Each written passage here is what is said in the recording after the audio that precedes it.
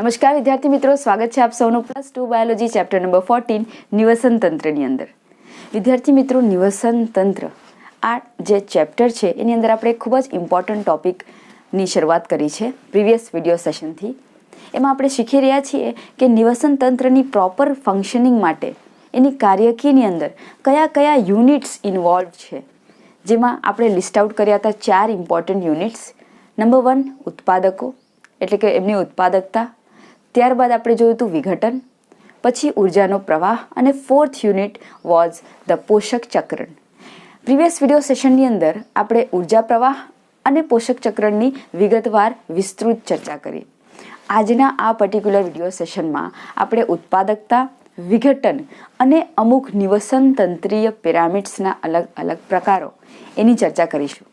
તો ચલો શરૂઆત કરી દઈએ ઉત્પાદકતાને સમજવાથી.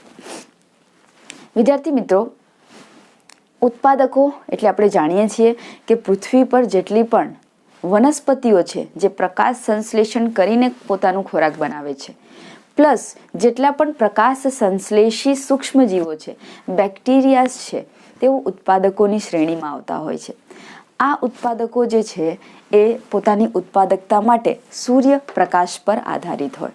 એટલે કે મેજોરિટી ઓફ નિવસન તંત્ર જે છે પૃથ્વી પર, સિવાય કે ઊંડા મહાસાગરો, એ બધા જ નિવસન તંત્રોની જે ઉત્પાદકતા છે, જે એમની પ્રોડક્ટિવિટી છે, એ ડિપેન્ડ કરે છે સૂર્યપ્રકાશ પર. એટલે નિવસન તંત્રની જે ક્રિયાશીલતા છે, એની જે સ્ટેબિલિટી છે, એ ડિપેન્ડ કરે છે સૂર્યપ્રકાશ પર. અને એ સૂર્યપ્રકાશનો ઉપયોગ કરીને વનસ્પતિઓ જે છે એ પોતાનો ખોરાક બનાવતી હોય છે. એ પ્રોસેસને આપણે કહીએ છીએ પ્રકાશ સંશ્લેષણ. એટલે કે વનસ્પતિ હરિતકણનો ઉપયોગ કરીને કાર્બન ડાયોક્સાઇડ અને પાણીના ઉપયોગ વડે સૂર્યપ્રકાશની હાજરીમાં જે પણ ખોરાક બનાવે છે, સૂર્ય ઉર્જાને જે પણ રાસાયણિક ઉર્જામાં કન્વર્ટ કરે છે, એને આપણે પ્રકાશ સંશ્લેષણ કહીએ છીએ. ક્લિયર?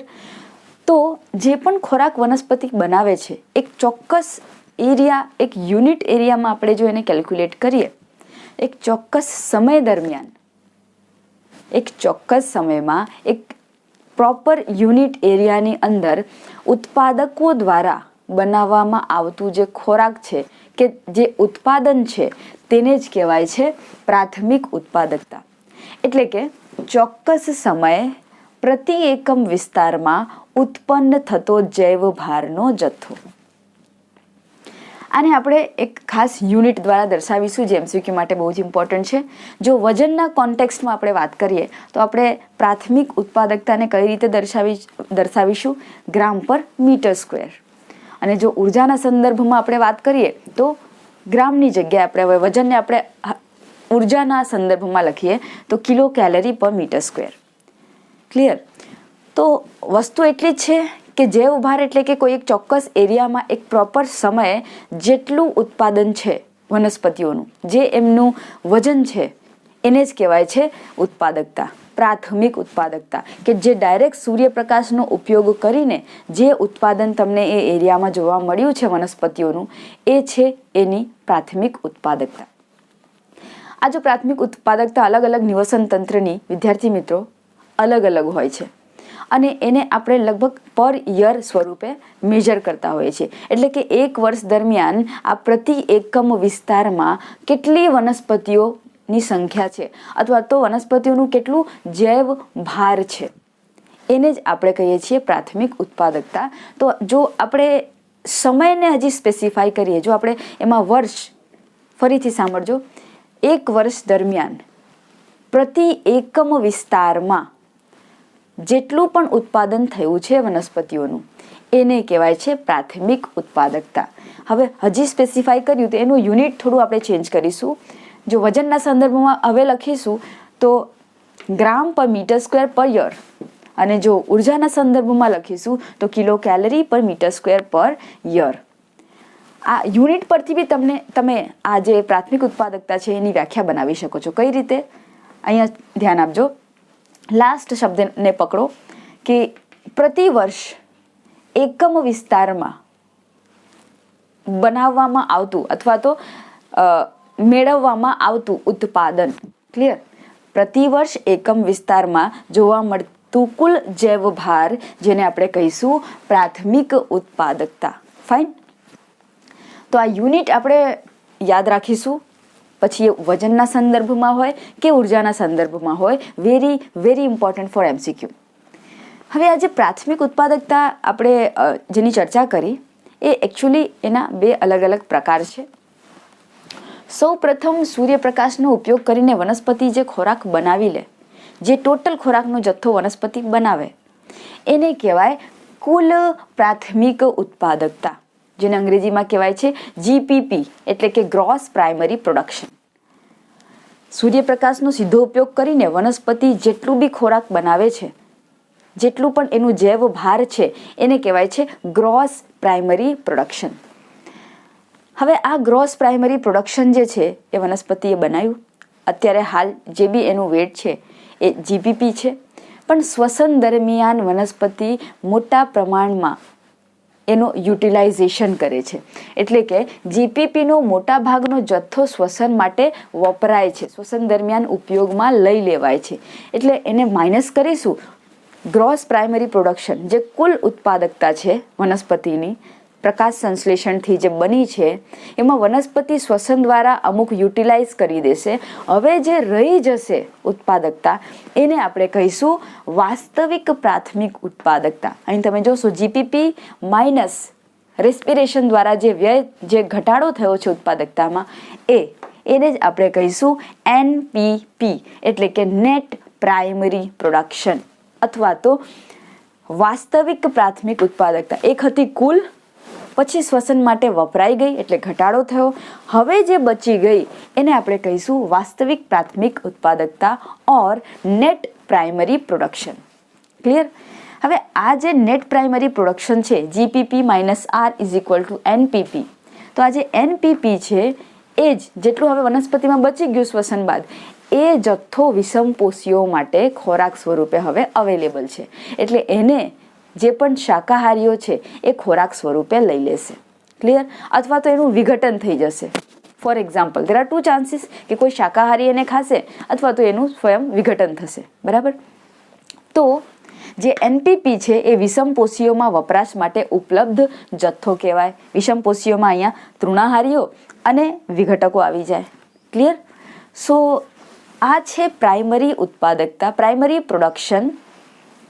GPP NPP આપણે યાદ રાખીશું, એની ડેફિનેશન યાદ રાખીશું, યુનિટ્સ યાદ રાખીશું કે કયા યુનિટ્સમાં વજનના સંદર્ભમાં અને કયા યુનિટમાં ઉર્જાના સંદર્ભમાં આપણે એને પ્રાથમિક ઉત્પાદકતાને કેલ્ક્યુલેટ કરીએ છીએ. સો ફાઇનલી આ જ વસ્તુને ફરી એકવાર આપણે GPPમાંથી શ્વસન માટે જે ઉત્પાદકતા ઘટી ગઈ, શ્વસનના ઉપયોગમાં જે લેવાઈ ગઈ, GPP - R = NPP, એટલે કે નેટ પ્રાઇમરી પ્રોડક્શન. આને કહેવાય પ્રાથમિક ઉત્પાદકતા. ક્લિયર? ઓવરઓલ પ્રાથમિક ઉત્પાદકતા. આ જે છે NPP નેટ પ્રાઇમરી પ્રોડક્શન, એ હવે તૃણાહારીઓ કે વિઘટકો દ્વારા ઉપયોગમાં લેવાશે ખોરાક સ્વરૂપે, જેને આપણે અલ્ટિમેટલી ઉપભોગીઓ કહીશું. ક્લિયર? અને આ ઉપભોગીઓ એ NPPને કન્ઝ્યુમ કરશે અને પછી પોતાની અંદર ખોરાક કે ઉર્જાનું નિર્માણ કરશે. ફાઇન. તો એને આપણે કહીશું હવે દ્વિતીય ઉત્પાદકતા. જે કન્ટેન્ટ, જે ઉત્પાદકતા હવે તૃણાહારીની હશે કે વિઘટકોની હશે, એને જ આપણે કહીશું દ્વિતીયક ઉત્પાદકતા. ક્લિયર? હવે જે પ્રાથમિક ઉત્પાદકતા છે કોઈ પણ નિવસન તંત્રની, એ ઘણા બધા કારકો પર ડિપેન્ડ કરે છે. એ ક્યારે વધી શકે, ક્યારે ઘટી શકે, એના માટે ઘણા બધા ફેક્ટર્સ રિસ્પોન્સિબલ હોય. સી ફોર એક્ઝામ્પલ, કોઈ એક ચોક્કસ વિસ્તારમાં રહેલ વનસ્પતિઓની જાતિઓ, એટલે કે ઉત્પાદકતા ડિપેન્ડ કરે છે કે એ વિસ્તારમાં વનસ્પતિની જાતિઓ કેટલી છે. જો જાતિઓ ઓછી હશે તો ઉત્પાદકતા ઓછી હશે, વધુ હશે તો ઉત્પાદકતા પણ વધુ હશે. So the primary production is completely depend on the presence of plant species in a particular area. Second, પર્યાવરણીય કારકો. પર્યાવરણના જે ફેક્ટર્સ છે એ પણ ડિપેન્ડ કરે છે ઉત્પાદકતા પ્રાઇમરી પ્રોડક્શન પર. પર્યાવરણનું તાપમાન છે, સૂર્યપ્રકાશ છે, ભેજ છે, આ બધા જ ફેક્ટર્સ એક ચોક્કસ યુનિટ એરિયામાં જે વનસ્પતિઓનું જૈવ ભાર છે એના વધઘટ માટે એ વધે છે કે ઘટે છે એના માટે જવાબદાર હોય છે. પોષક તત્વોની ઉપલબ્ધિ, વનસ્પતિને ભૂમિમાં કેટલા પોષક તત્વો ઉપલબ્ધ છે, ભૂમિ કેટલી ફળદ્રુપ છે એ બી ડિપેન્ડ કરે છે કે વનસ્પતિની ઉત્પાદકતા વધશે કે ઘટશે. ક્લિયર?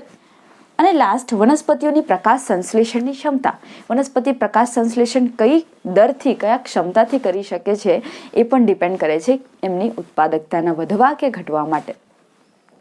સો બેઝિકલી અહીં આપણે બાષ્પોત્સર્જનની પ્રોસેસને પણ રિલેટ કરી શકીએ છીએ. બાષ્પોત્સર્જન પર અસર કરતા પરિબળોને યાદ કરો: તાપમાન, ભેજ, સૂર્યપ્રકાશ, પર્ણોની ગોઠવણી વગેરે. સો these are the factors which are responsible for the enhancement or the decrease in the primary production. વનસ્પતિઓની જાતિઓની સંખ્યા, ત્યારબાદ પર્યાવરણીય જે ફેક્ટર્સ છે એ, ત્યારબાદ પોષક તત્વોની અવેલેબિલિટી અને વનસ્પતિ કયા સ્પીડથી, કેટલા દરથી પ્રકાશ સંશ્લેષણ કરી શકે છે, એની પ્રકાશ સંશ્લેષણની ક્ષમતા કેટલી, આ બધી જ વસ્તુઓ ડિપેન્ડ કરે છે પ્રાઇમરી પ્રોડક્શન કેટલું હશે એના પર. તો વિદ્યાર્થી મિત્રો, આપણે આજે ફેક્ટર્સની વાત કરી જે વનસ્પતિની પ્રાથમિક ઉત્પાદકતાને અસર કરે છે એને એક એક્ઝામ્પલ દ્વારા સમજીએ. આપણી જે પૃથ્વી છે, સમગ્ર જીવાવરણ, એનું કુલ વાસ્તવિક ઉત્પાદન જે છે, કુલ વાસ્તવિક પ્રાથમિક ઉત્પાદકતા જે છે, જેને આપણે NPP એટલે કે નેટ પ્રાઇમરી પ્રોડક્શન કહીએ છીએ, એ છે 170 બિલિયન ટન. ડ્રાય વેટમાં એને જો કેલ્ક્યુલેટ કરીએ તો આપણી પૃથ્વી લગભગ 70% ઓફ એરિયા જે છે એ મહાસાગરો દ્વારા કવર થયેલ છે અને માત્ર 30% જેટલા એરિયાની અંદર જ સ્થળજ નિવસન તંત્ર એટલે કે ગ્રાસલેન્ડ ઇકોસિસ્ટમ લોકેટેડ છે. તો મહાસાગરોનું જે ઉત્પાદન છે એ 55 બિલિયન ટન છે, જ્યારે સ્થળજ નિવસન તંત્રનું ઉત્પાદન 115 બિલિયન ટન છે. તો શું કારણ છે આ પ્રાથમિક ઉત્પાદકતાના ડિફરન્સ પાછળનું એ સમજીએ. મહાસાગરોનું ઉત્પાદન આટલું બધું એરિયા કવર કરવા છતાંય કેમ આટલું ઓછું છે? One of the reason is કે સ્થળજ નિવસન તંત્ર પર વૃક્ષોની સંખ્યા, વનસ્પતિઓની સંખ્યા ખૂબ વધારે છે, ઉચ્ચ કક્ષાની વનસ્પતિઓ ખૂબ વધારે છે, માટે એનું ઉત્પાદન વધુ છે. જલજમાં એમની સંખ્યા નથી, ઓછી છે. ક્લિયર? બીજું છે કે સનલાઇટ, સૂર્યપ્રકાશ ભૂમિ પર સીધું આપાત થાય છે. વનસ્પતિઓને પૂરતું સૂર્યપ્રકાશ મળે છે, જેના કારણે એ પ્રકાશ સંશ્લેષણ કરીને ખોરાક બનાવે છે, એનું ઉત્પાદન વધી જાય છે. જ્યારે ઊંડા મહાસાગરોમાં સૂર્યપ્રકાશ એટલી ઇફેક્ટિવનેસથી નથી પહોંચતું. ઘણી ઊંડાઈમાં તો ક્યારેય સૂર્યપ્રકાશ જતું જ નથી. ત્યાંના સજીવો એ પણ નથી જાણતા કે સૂર્યપ્રકાશ અથવા તો સૂર્ય નામક કોઈ એન્ટિટી પૃથ્વી પર છે પણ. So these are the reasons which are responsible for the declining of the primary production in the oceans. Fine. So આવી રીતે આપણે સમજી શકીએ છીએ કે ઉત્પાદકતા, પ્રાથમિક ઉત્પાદકતા GPP, NPP શું છે અને એ અલગ અલગ નિવસન તંત્રમાં અલગ અલગ હોઈ શકે છે અને તેના માટે અલગ અલગ કારકો રિસ્પોન્સિબલ હોઈ શકે છે. હવે આ જ વસ્તુને આપણે ઇમેજમાં જોઈએ તો દરેક નિવસન તંત્રની પોતાની એક ઉત્પાદકતા છે અને આ ઉત્પાદકતામાં વનસ્પતિઓ જે છે એટલે કે સ્વયંપોષી સજીવો મહત્વનો ફાળો આપતા હોય છે, જેનો યુનિટ તમને યાદ રાખવાનું રહેશે: ગ્રામ પર મીટર સ્ક્વેર ઓર કિલો કેલરી પર મીટર સ્ક્વેર. વનસ્પતિઓ પ્રાથમિક ઉત્પાદકો તરીકે વર્તે છે. તે સિવાય અમુક સૂક્ષ્મજીવો પણ પ્રાથમિક ઉત્પાદકો તરીકે વર્તતા હોય છે. પ્રકાશ સંશ્લેષણ દ્વારા વનસ્પતિઓ પોતાનો ખોરાક બનાવે છે અને પર યુનિટ એરિયામાં એ કેટલું જૈવ ભાર બન્યું એને આપણે કેલ્ક્યુલેટ કરીએ છીએ પર યુનિટ ટાઈમના સંદર્ભમાં. ત્યારે એનું યુનિટ ગ્રામ પર મીટર સ્ક્વેર પર યર અથવા તો કિલો કેલરી પર મીટર સ્ક્વેર પર યર થઈ જાય. પ્રાથમિક ઉત્પાદકતા જે છે એના બે પ્રકાર જોયા આપણે: GPP એન્ડ NPP. GPP એટલે સીધું વનસ્પતિ સૂર્યપ્રકાશનો ઉપયોગ કરીને જે ખોરાક બનાવે છે એ. ત્યારબાદ અમુક માત્રામાં એ શ્વસન દરમિયાન ઉત્પાદકતા જે છે એમાં ઘટાડો થાય છે અને હવે જે ઉત્પાદકતા રહી જાય છે એને આપણે NPP તરીકે ઓળખીએ છીએ, જેને કહેવાય છે નેટ પ્રાઇમરી પ્રોડક્શન. આ નેટ પ્રાઇમરી પ્રોડક્શનને જ વનસ્પતિઓની વાસ્તવિક એટલે કે એક્ચ્યુઅલ ઉત્પાદકતા કહેવાય છે અને એના પર દુનિયાના દરેક સજીવ જે છે એ આધારિત છે. તે NPPને કન્ઝ્યુમ કરીને આ સજીવો હવે જે ઉત્પાદકતા દર્શાવશે એને કહેવાય છે દ્વિતીયક ઉત્પાદકતા. સમગ્ર જીવાવરણની વાસ્તવિક પ્રાથમિક ઉત્પાદકતા 170 બિલિયન ટન. મહાસાગરો 70% એરિયા કવર કરે છે, પરંતુ એની વાસ્તવિક પ્રાથમિક ઉત્પાદકતા જે છે એ 55 બિલિયન ટન છે, જ્યારે તૃણભૂમિ નિવસન તંત્ર અથવા તો સ્થળ નિવસન તંત્રની ઉત્પાદકતા 115 બિલિયન ટન જે આપણે જોઈ, જેનું કારણ ઊંડા મહાસાગરોમાં સૂર્યપ્રકાશ અને ઉચ્ચ કક્ષાની વધુ ઉત્પાદન દર્શાવતી વનસ્પતિઓની ગેરહાજરીનું છે. હવે આપણે સમજવા જઈ રહ્યા છીએ વિઘટનની પ્રોસેસ. વિઘટન એ નિવસન તંત્રની કાર્યકીનો એક ઇમ્પોર્ટન્ટ યુનિટ છે. તમે વિચાર કરો કે પૃથ્વી પર જો વિઘટકો ન હોય, જો વિઘટન કરતા સૂક્ષ્મ જીવો ન હોય કે મૃત ભક્ષીઓ ન હોય, તો આખી પૃથ્વી જે છે એ મૃત અવશેષોથી ભરાઈ જાય, ઉભરાઈ જાય, રહેવાની જગ્યા નહીં બચે. તો વિઘટકો પણ એક નિવસન તંત્રમાં ખૂબ જ ઇમ્પોર્ટન્ટ રોલ પ્લે કરતા હોય છે, અને તેઓ જેટલા પણ મૃત કાર્બનિક અવશેષ છે વનસ્પતિઓના કે પ્રાણીઓના, તેમને અકાર્બનિક અને સરળ પદાર્થોમાં ફેરવી દેતા હોય છે. બસ આ જ પ્રોસેસ કહેવાય છે વિઘટન. હવે આ જે વનસ્પતિઓ કે પ્રાણીઓના જે અવશેષ છે, જે મૃત કાર્બનિક અવશેષો છે, એમને અકાર્બનિક ઘટકોમાં ફેરવવાનું કામ કરે છે અળસિયા, ફૂગ કે પછી ઘણા બધા બેક્ટેરિયાઝ, સૂક્ષ્મ જીવો જેને આપણે કહીશું. અને આ પ્રોસેસ અલગ અલગ સ્ટેપમાં થતી હોય છે. પ્રોસેસ એકચ્યુઅલી એકબીજાને સમાંતરે થાય, પરંતુ આપણે એને સમજીશું અલગ અલગ સ્ટેપમાં. સૌથી પહેલું સ્ટેપ છે અવખંડન. અવખંડનની પ્રોસેસમાં નોર્મલી જે મૃતભક્ષીઓ સ્વરૂપે અળસિયા ઇન્વોલ્વ હોય, અને એ જે પણ વનસ્પતિઓ કે પ્રાણીઓના જે મૃત અવશેષો છે એને નાના નાના કણોમાં રૂપાંતરિત કરી દે, ખંડોમાં રૂપાંતરિત કરી દે, અથવા તો ખંડિત કરી દે. એને જ આપણે કહીશું અવખંડન. મૃત કાર્બનિક ઘટકોનું નાના નાના ટુકડાઓમાં રૂપાંતરણ થવું એટલે અવખંડન. સેકન્ડ સ્ટેપ છે ધોવાણ. એટલે કે જે પણ વોટર સોલ્યુબલ ઇનઓર્ગેનિક કમ્પાઉન્ડ્સ છે એ ભૂમિના સ્તરમાં ધોવાણ દ્વારા કે વરસાદ દ્વારા નીચે ભૂમિના સ્તરમાં અવક્ષેપિત થઈ જશે અને ક્ષાર સ્વરૂપે તેમનું અવક્ષેપણ થશે. ત્યારબાદ છે અપચય. મૃત અવશેષીય જે ઘટકો છે એમનું જે સિમ્પ્લિફાઈડ નાના નાના કણોમાં રૂપાંતરણ થઈ ગયું, ફોર એક્ઝામ્પલ, તો બેક્ટેરિયા અને ફૂગ દ્વારા સ્ત્રાવ કરવામાં આવતા અમુક ઉત્સેચકોની મદદથી તેઓ સરળ અકાર્બનિક પદાર્થોમાં ફેરવાઈ જશે. તો પહેલું સ્ટેપ ખંડોમાં રૂપાંતરણ થશે, નાના નાના ટુકડા બની જશે મૃત ઘટકોના. બીજું સ્ટેપ એમનું ધોવાણ થશે, તેઓ અવક્ષેપિત થશે. થર્ડ સ્ટેપ છે કે બેક્ટેરિયા અને ફૂગની મદદથી તેમનું હજી સરળ સ્વરૂપમાં રૂપાંતરણ થશે, જેને આપણે કહીશું અપચય. તેમના ઉત્સેચકો દ્વારા આ જટિલ પદાર્થોનું પાચન થશે અને પછી તેઓ સરળ અકાર્બનિક ઘટકોમાં ફેરવાઈ જશે. વિદ્યાર્થી મિત્રો, આ ત્રણ પ્રક્રિયા અવખંડન, ધોવાણ અને અપચય આ વિઘટનની મુખ્ય પ્રક્રિયાઓ છે, અને તેઓ એકબીજાના પેરેલલી સમાંતર ચાલતી હોય છે. ત્યારબાદ સેન્દ્રીકરણ, કે જેને આપણે બીજા શબ્દોમાં કહીશું ખાતર નિર્માણની પ્રક્રિયા. ખાતર નિર્માણની જે પ્રક્રિયા છે એમાં જે અકાર્બનિક ઘટકો બન્યા છે એ એક ગાઢ રંગના એક અસ્ફટિકમય સ્વરૂપમાં રૂપાંતરણ પામે. એક ડસ્ટ જેવું નહીં, પણ થોડું કલીલમય સ્વરૂપ, કણમય સ્વરૂપમાં રૂપાંતરણ પામે, અને એને જ આપણે કહીએ છીએ ખાતર. ગાઢ રંગનું અને અસ્ફટિકમય સ્વરૂપ એટલે કે સેન્દ્ર અથવા તો ખાતર. આની કઈ ખાસિયત છે? આનું જે ખાતર જે છે આનું વિઘટન સૂક્ષ્મ જીવાણુઓની ક્રિયાઓ દ્વારા વધુ થતું નથી, એ સ્ટેબલ હોય છે. અતિશય ધીમા દરે વિઘટન ચાલતું હોય છે, એટલે કે સૂક્ષ્મ જીવો જો વિઘટનની પ્રોસેસમાં ઇન્વોલ્વ પણ હોય તો બહુ ફાસ્ટલી એનું વિઘટન નથી કરતા. સ્લોલી એનું જે ડિકમ્પોઝિશનની પ્રોસેસ છે એ ચાલે છે. તેમનું જે સ્વરૂપ છે એ કલીલ સ્વરૂપી હોય, કણ સ્વરૂપી હોય, અને આના કારણે જ તેઓ પોષક તત્વોને મોટી માત્રામાં રિટેન કરી શકે છે. પોષક તત્વોના સંચય સ્થાન તરીકે આ ખાતર વર્તે છે. આ લાસ્ટ સ્ટેપ જે છે એ છે ખનિજીકરણ.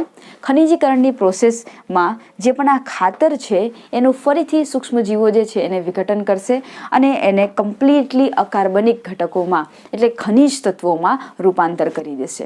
અને આ ખનિજ તત્વો પછી જે ઉત્પાદકો છે એમના મૂળ દ્વારા એબ્ઝોર્બ થશે ભૂમિમાંથી. એટલે કે વનસ્પતિઓ ખનિજ તત્વોનું શોષણ મૂળની મદદથી કરશે અને પછી પ્રકાશ સંશ્લેષણની પ્રોસેસ દ્વારા પોતાનું ખોરાક બનાવશે.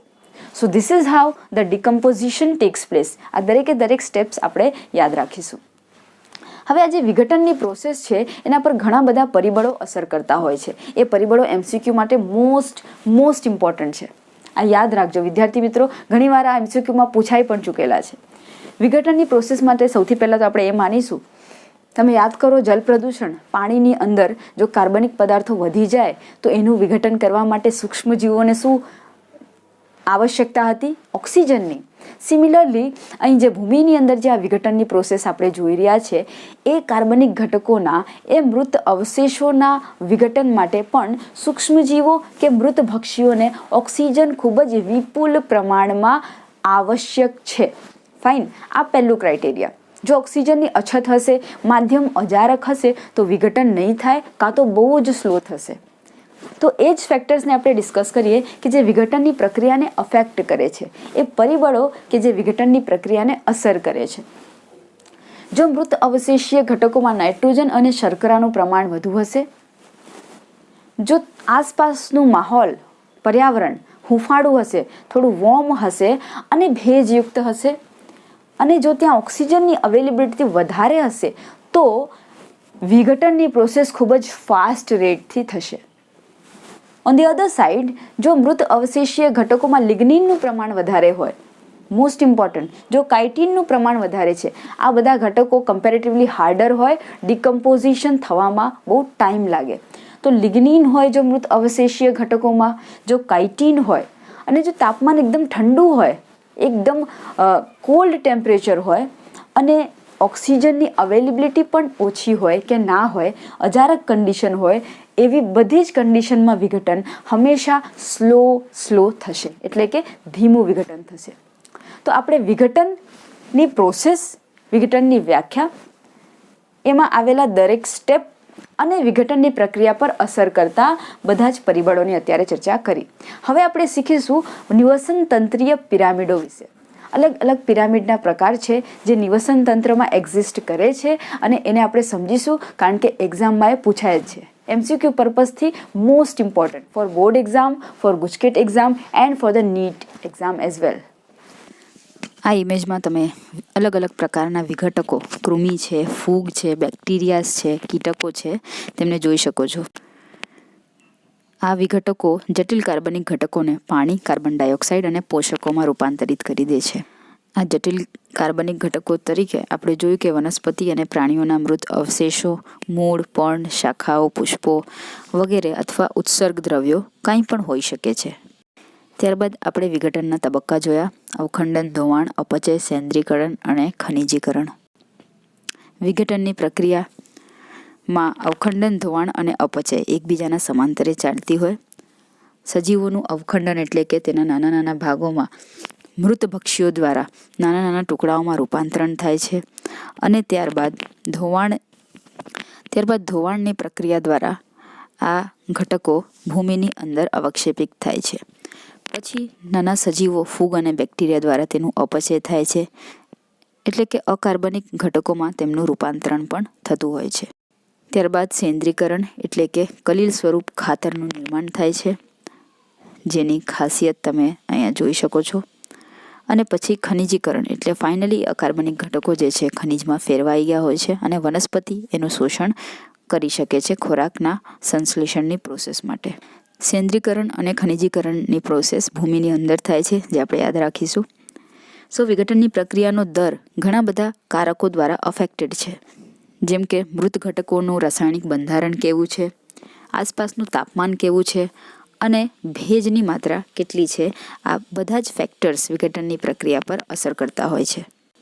મૃત અવશેષમાં લિગ્નિન અને કાઇટિન હશે તો વિઘટનનો દર ધીમો હશે.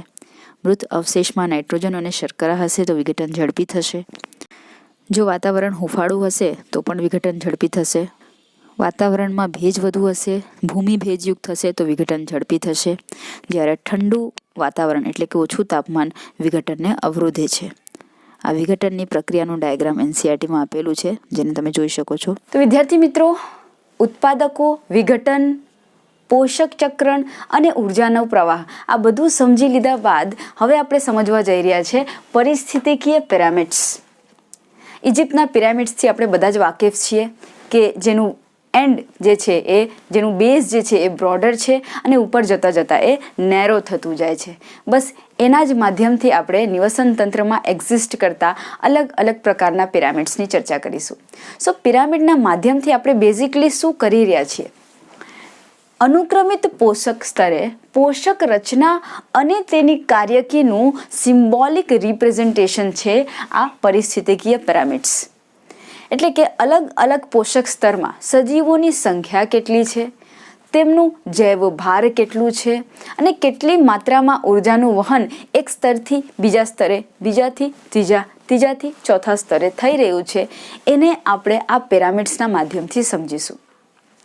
તો વિદ્યાર્થી મિત્રો, આજે પિરામિડ જેની વાત આપણે કરી રહ્યા છીએ, નિવસન તંત્રમાં જેટલા પણ ઉત્પાદકો છે મોસ્ટલી સામાન્ય રૂપે એમની માત્રા વધારે છે, એટલે પિરામિડના બ્રોડર સ્થાને એ ઉત્પાદકોને મૂકવામાં આવે અને જેમ જેમ તમે ઉપર જાઓ, જેમ કે ઉત્પાદકો, પછી તૃણાહારીઓ, માંસાહારીઓ અને ઉચ્ચ કક્ષાના માંસાહારીઓ, તેમની સંખ્યા સૌથી ઓછી છે, એટલે તેઓ સૌથી ટોચ પર જોવા મળે. અને આવી રીતે અરેન્જમેન્ટ કરતાં એક પિરામિડનું સ્વરૂપ રચાય છે, માટે આપણે એને કહીએ છીએ પરિસ્થિતિકીય અથવા તો નિવસન તંત્રીય પિરામિડ્સ.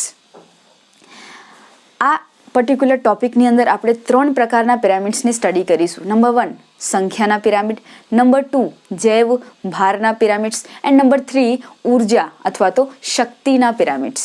સૌથી પહેલા આપણે શરૂઆત કરીએ સંખ્યાના પિરામિડને સમજવાની. કોઈ એક પોષક સ્તરે જેટલા સજીવો છે એમની જેટલી સંખ્યા છે, બસ એની ગણતરી આપણે કરીએ અને જે રચના બને એને કહેવાય સંખ્યાનું પિરામિડ.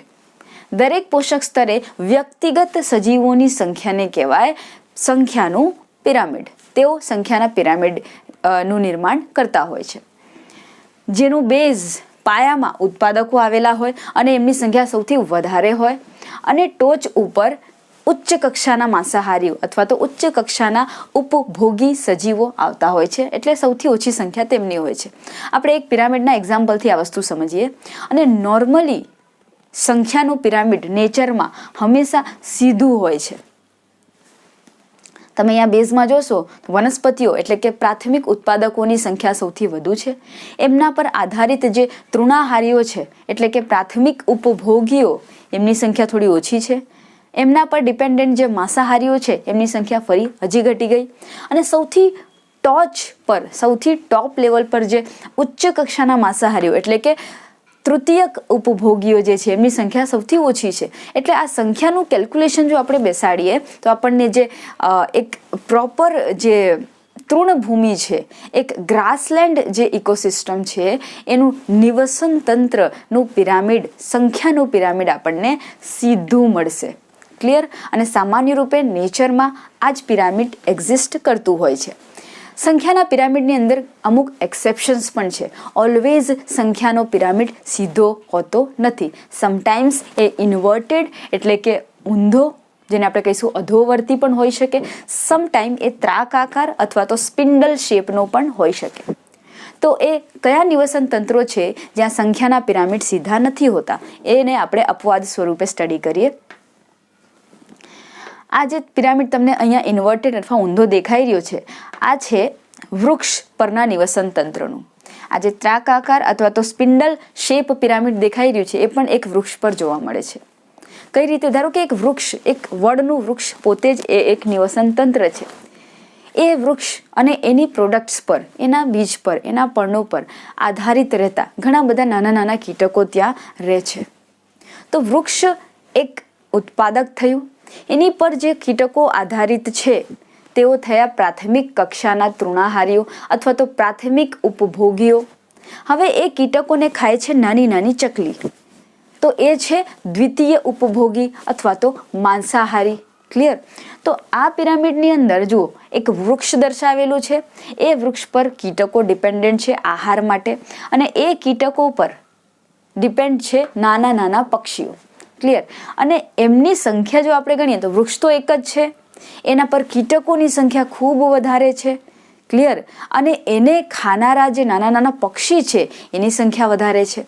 તો આવી રીતે આ જે પિરામિડ છે સંખ્યાનો, એક વૃક્ષની ઉપર એ ઊંધો પિરામિડ છે. હવે આ જ નાના પક્ષીઓને જો કોઈ મોટું પક્ષી ખાય તો એ મોટા પક્ષીઓની સંખ્યા કમ્પેરેટિવલી ઓછી હોય.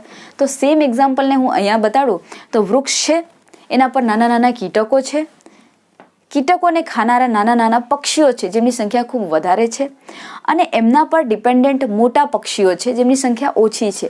તો આ શેપ બદલાઈ જાય છે અને થઈ જાય છે સ્પિન્ડલ શેપનું પિરામિડ. એટલે સંખ્યાના પિરામિડ સામાન્ય રૂપે સીધા જ હોય છે ગ્રાસલેન્ડ કે તૃણભૂમિ ઇકોસિસ્ટમ અથવા તો નિવસન તંત્રમાં, પરંતુ એના અપવાદ હોઈ શકે, જેમ કે વૃક્ષ નિવસન તંત્ર.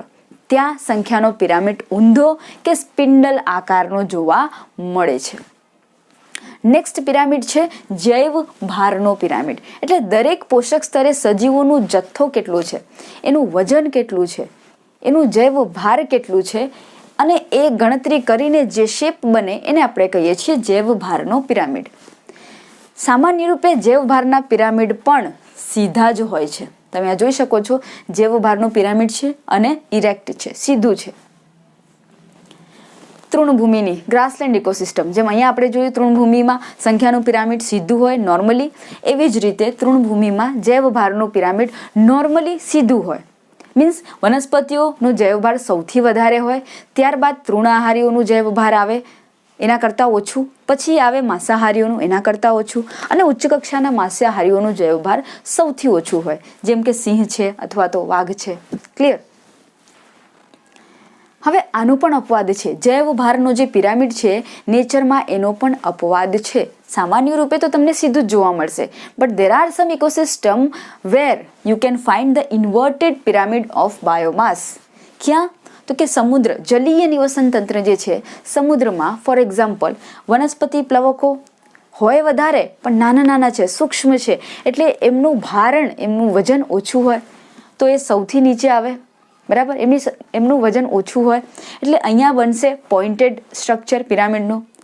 ત્યારબાદ એના પર આધારિત પ્રાણી પ્લવકો કમ્પેરેટિવલી મોટા હોય સાઇઝમાં, એનું વજન થોડું વધારે હોય વનસ્પતિ પ્લવકો કરતાં, એટલે પિરામિડ હવે ધીરે ધીરે નીચેથી નેરો અને ઉપર બ્રોડ થતું જશે.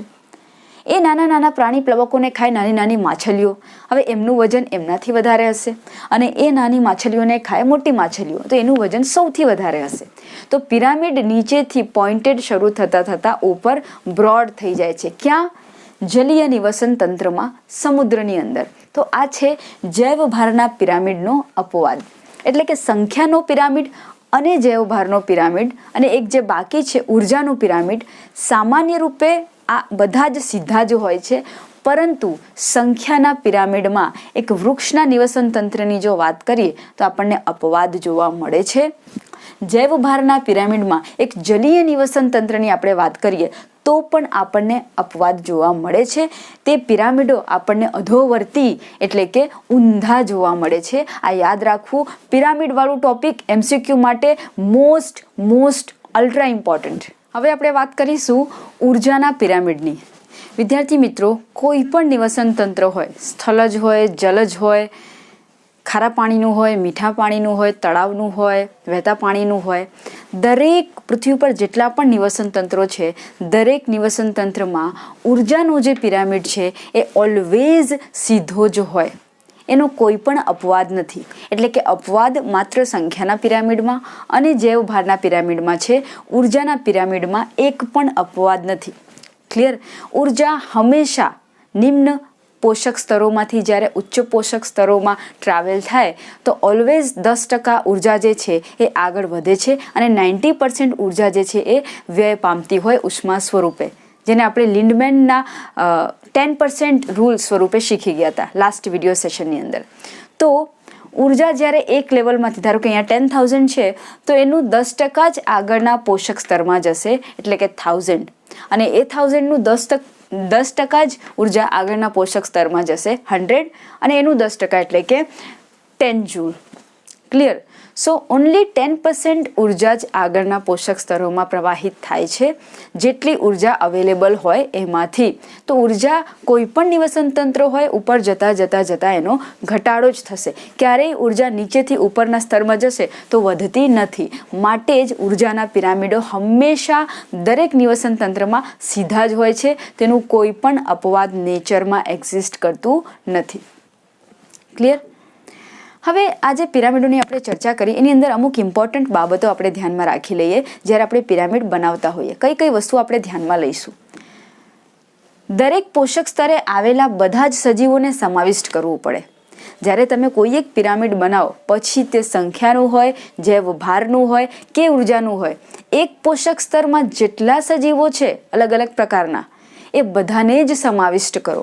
ધારો કે તમે ઉત્પાદકો લો છો વનસ્પતિઓ, તો વનસ્પતિઓની બધી જ જાતિઓ એમાં આવી જાય. ફાઇન. પછી તમે તૃણાહારીઓની વાત કરો છો, તૃણાહારીમાં કોઈ કીટક હોય, કોઈ ચકલી હોય, કોઈ ઉંદર હોય, એ બધાને જ કેલ્ક્યુલેટ કરવું પડે. ત્યારબાદ તમે માંસાહારીઓની વાત કરો છો, તો માંસાહારી જે સજીવો છે એમાં જે ટિપિકલ તૃણાહારીઓનું ભક્ષણ કરે છે ખોરાક સ્વરૂપે, એ બધા જ સજીવોનો સમાવેશ થઈ જતું હોય. જેમ કે કૂતરા છે, ત્યારબાદ હ્યુમન બીંગ્સ છે. પણ હ્યુમન બીંગ્સનું કેલ્ક્યુલેશન આપણે આ પિરામિડ્સની અંદર કરતા નથી, જેનું કારણ હું તમને આના પછી સમજાવીશ. સો ઇન શોર્ટ કહેવાનો મતલબ છે કે દરેક પોષક સ્તરમાં જેટલા સજીવો હોય એ બધા જ સજીવોને કેલ્ક્યુલેટ કરીને આપણે પિરામિડ બનાવવું પડે. કોઈ પણ સજીવ કે તેની જાતિ છૂટી ન જવી જોઈએ. This is the first criteria when you make the pyramid. Clear? Second, કોઈ વ્યક્તિગત સજીવ જો એક જ સમયે એક કરતાં વધુ પોષક સ્તરમાં જોવા મળે તો એને પિરામિડ બનાવતી વખતે આપણે ગણતરીમાં લઈ ના શકીએ. ફોર એક્ઝામ્પલ, ચકલી છે. ચકલી સમટાઈમ્સ વનસ્પતિના ભાગ ખાતી હોય, શાકાહારી હોય, બીજ ખાય, ફળ ખાય, અથવા તો કોઈ પણ પ્લાન્ટ પાર્ટ જે છે એ વનસ્પતિ ખોરાક સ્વરૂપે લેતી હોય. વટાણા છે, દાણા છે. તો એ સમયે વનસ્પતિ એક તૃણાહારી તરીકે વર્તી રહી છે, એટલે કે ઉત્પાદકો પર નિર્ભર છે, એટલે કે પ્રાથમિક ઉપભોક્તા છે. હવે જ્યારે એ જ ચકલી કોઈ કીટકને ખાશે કે કોઈ પણ કૃમિને ખાઈ લેશે તો એ હવે બીજા સ્તર પર એટલે કે સેકન્ડરી દ્વિતીયક ઉપભોક્તા તરીકે વર્તશે. હવે એ માંસાહારી થઈ ગઈ. તો એક ચકલી બે અલગ અલગ પોષક સ્તરોમાં એક જ સમયે જો બિહેવ કરે તો એવી જે પણ સ્પીસીસ છે, જે સજીવો છે કે તેમની જાતિઓ છે, એને પિરામિડ બનાવતી વખતે કેલ્ક્યુલેશનમાં લેવામાં નથી આવતું. ક્લિયર? આવી જ રીતે મનુષ્યની વાત કરીએ તો મનુષ્ય પણ અલગ અલગ પોષક સ્તરોએ જોવા મળે છે. મનુષ્ય શાકાહારી પણ હોઈ શકે, ત્યારબાદ માંસાહારી હોઈ શકે, ઉચ્ચ કક્ષાના માંસાહારી પણ હોઈ શકે. એટલે ઓલમોસ્ટ આપણે એક અંદાજો લગાવીએ તો આપણે એવું કહી શકીએ કે મનુષ્ય ઓછામાં લગભગ 3 પોષક સ્તરોએ મનુષ્ય જોવા મળતું હોય છે. તો એવી કોઈ પણ જાતિ જે એક પોષક સ્તરમાં, બીજા પોષક સ્તરમાં, ત્રીજા પોષક સ્તરમાં એક જ સમયે બિલોંગ કરતી હોય તો એવી જાતિઓ માટે આ પિરામિડ જે છે એ કેલ્ક્યુલેશન બન્યું નથી. ક્લિયર? સેકન્ડ છે મુદ્દો ઇમ્પોર્ટન્ટ, પિરામિડોની શું લિમિટ છે, લિમિટેશન્સ શું છે, એની સીમા કે એની મર્યાદા શું છે? તો સૌથી પહેલી વસ્તુ કે આપણે જેટલા પણ પિરામિડો જોયા, સંખ્યા, જૈવ ભાર, ઉર્જાનો પિરામિડ, એ બધા જ પિરામિડ જે છે એ આહાર શૃંખલાના છે. એક આહાર શૃંખલા કે એક પોષક શૃંખલાના જ પિરામિડ બને છે. ક્યારેય એક શૃંખલાને બીજી શૃંખલા સાથે જે કનેક્ટિંગ લિંક હોય છે સજીવોની, આપણે આહાર જાળ પણ ભણ્યા છે, તમને યાદ હશે તો, કે એક પોષક સ્તરના સજીવો બીજા પોષક સ્તરના સજીવો સાથે અમુક સજીવોની વાત કરીએ છીએ જે ખોરાક પ્રાપ્તિ માટે ઇન્ટરલિંક્ડ હોય અને તેઓ આહાર જાળની રચના કરતા હોય. પિરામિડ ક્યારેય આહાર જાળનું નથી બનાવી શકાતું. તમે ઇમેજિન કરો કે કોઈ નેટવર્ક છે, એને તમે પિરામિડના ફોર્મેટમાં મૂકી જ ના શકો. તમે પિરામિડ બનાવી શકો કોનું? એક આહાર શૃંખલા હોય એનું જ બની શકે. અને નેચરમાં ક્યારેય કોઈ આહાર શૃંખલા ઇન્ડિવિજ્યુઅલી સિંગલી એક્ઝિસ્ટ નથી કરતી. ક્લિયર? દરેક આહાર શૃંખલામાં કોઈ ને કોઈ સજીવ તો એવું હોય જ છે જે બીજી આહાર શૃંખલા સાથે ઇન્ટર કનેક્ટેડ હોય અને આહાર જાળનું નિર્માણ કરતું હોય. એટલે અલ્ટિમેટલી આપણે એવું કહી શકીએ કે જે પિરામિડ્સ છે એ આહાર શૃંખલાની સમજ આપણને આપી શકશે, પણ આહાર જાળની સમજ અથવા તો આહાર જાળનું પિરામિડ આપણે બનાવી શકતા નથી. આ પિરામિડનો કન્સેપ્ટ ત્યાં ઉપયોગી નથી. ક્લિયર? આ વસ્તુ આપણને ખબર પડી. આ જ વસ્તુ આ 3rd પોઈન્ટમાં પણ લખેલી છે. અને બીજું ઇમ્પોર્ટન્ટ ક્રાઇટેરિયા કે નિવસન તંત્રમાં એક ઇમ્પોર્ટન્ટ રોલ વિઘટકો પણ પ્લે કરતા હોય. વિઘટનની પ્રક્રિયા જે આપણે આની પહેલાં સમજી. આ વિઘટકોનું વર્ણન ક્યાંય કોઈ પણ જગ્યાએ કોઈ બી પિરામિડમાં સંખ્યા હોય, જૈવભાર હોય કે ઉર્જા હોય, ક્યાંય વિઘટકોનું વર્ણન નથી કરેલું. ક્લિયર? તો વિઘટકોને આ જે પિરામિડ છે એની અંદર સમાવિષ્ટ કરવામાં નથી આવતું. ફાઇન, કારણ કે પિરામિડની શરૂઆત જ ઉત્પાદકોથી થાય છે અને ઉચ્ચ કક્ષા પર જઈને ખતમ થાય છે. વિઘટકો વિઘટનની પ્રોસેસ જે છે એ મૃત્યુ પછી સજીવોના મૃતદેહને વિઘટિત કરે છે. તો એમનું કેલ્ક્યુલેશન આ પિરામિડની અંદર થતું નથી. બરાબર? તો જેટલા પણ મૃતભક્ષી સજીવો છે એ ક્યારેય પિરામિડ ફોર્મેશનમાં ઇન્ક્લુડ નથી કરવામાં આવતા. આહાર શૃંખલા માટે પિરામિડ વર્ક કરે છે, પણ આહાર જાલ માટે પિરામિડ કોઈ કામનું નથી. ક્લિયર? અને એવી જાતિઓ જે એક જ સમયે અલગ અલગ પોષક સ્તરોથી બિલોંગ કરતી હોય એવી જાતિઓને પિરામિડના ફોર્મેશનમાંથી અલગ કરવામાં આવે છે. બરાબર? એમને એ ગણતરીમાં લેવામાં આવતું નથી. અને એક સ્તરે જેટલી પણ જાતિઓ અવેલેબલ છે એક પોષક સ્તર પર, એ બધાને પિરામિડ ફોર્મેશનમાં કેલ્ક્યુલેટ કરવું. તો આ હતી પિરામિડની સમજ. ઓવરઓલ આપણે સમજી ગયા કે સંખ્યા, જૈવભાર અને ઉર્જાનું પિરામિડ આપણને શું સમજાવે છે. આ ઇજિપ્તના પિરામિડના કન્સેપ્ટ પરથી આપણે પરિસ્થિતિકીય પિરામિડોને સમજી રહ્યા છીએ. પિરામિડ જેમાં ઉત્પાદકોની સંખ્યા સૌથી વધુ હોય તેઓ પાયાના ભાગે હોય અને સૌથી ઉચ્ચ કક્ષાના માંસાહારીઓ ટોચના ભાગે હોય છે, જેમની સંખ્યા સૌથી ઓછી હોય છે. પિરામિડ બનાવતી વખતે દરેક પોષક સ્તરમાં આવેલા બધા જ સજીવોનો સમાવેશ કરવો જોઈએ. આપણે 3 પ્રકારના પિરામિડોની ચર્ચા કરી: સંખ્યા, જૈવભાર અને ઉર્જાના પિરામિડ્સ. સામાન્ય રૂપે સંખ્યાના પિરામિડ હંમેશા સીધા જ હોય છે, પરંતુ એના અમુક અપવાદ આપણે જોયા. ઊંધો પિરામિડ અને સ્પિન્ડલ આકારનો પિરામિડ જે છે એ વૃક્ષ પરના નિવસન તંત્ર પર જોવા મળે છે, જે સંખ્યાના પિરામિડનો અપવાદ છે. તે સિવાય સ્થળજ અને જલજ નિવસન તંત્રમાં સામાન્ય રૂપે સંખ્યાના પિરામિડ સીધા જ હોય છે. પછી આપણે જોયું જૈવભારના પિરામિડ વિશે, જે સીધા હોય છે સામાન્ય રૂપે. એનો પણ એક અપવાદ છે કે જલીય નિવસન તંત્રમાં જૈવભારના પિરામિડ ઊંધા જોવા મળે છે, ખાસ કરીને સમુદ્રનું જે નિવસન તંત્ર છે ત્યાં. અને સ્પિન્ડલ આકારનો પણ સમટાઈમ હોઈ શકે, જે એક્સ્ટ્રા ડોઝ તરીકે આપણે અહીંયા યાદ રાખીશું. ઉર્જાના પિરામિડનો હાલ અહીંયા ડાયાગ્રામ નથી, પણ આપણે જાણીએ છીએ કે ઉર્જાનો પિરામિડ કોઈ પણ નિવસન તંત્ર માટે હંમેશા સીધા જ હોય છે. ત્યારબાદ આપણે પિરામિડ્સ બનાવવા માટેની લિમિટેશન્સ જોઈ. આપણે સમજ્યા કે પિરામિડ માત્ર આહાર શૃંખલાના જ બનાવી શકાય છે, આહાર જાળના પિરામિડ બનાવી શકાતા નથી. એવી જાતિઓ જે એક જ સમયે એકથી વધુ પોષક સ્તરોથી બિલોંગ કરતી હોય એમને પિરામિડ બનાવતી સમયે કેલ્ક્યુલેશનમાં લેવામાં આવતું નથી. અહીં તમે જોઈ શકો છો કે કબૂતર જે છે એક સમયે પ્રાથમિક ઉપભોક્તા તરીકે વર્તી રહ્યા છે જ્યારે તે તૃણાહારી છે, અને એક સમયે તેઓ જ્યારે માંસાહારી બની જાય છે ત્યારે તે દ્વિતીય ઉપભોક્તા તરીકે વર્તે છે. તો પિરામિડ બનાવતી વખતે આવી જાતિઓને અવગણવામાં આવે છે.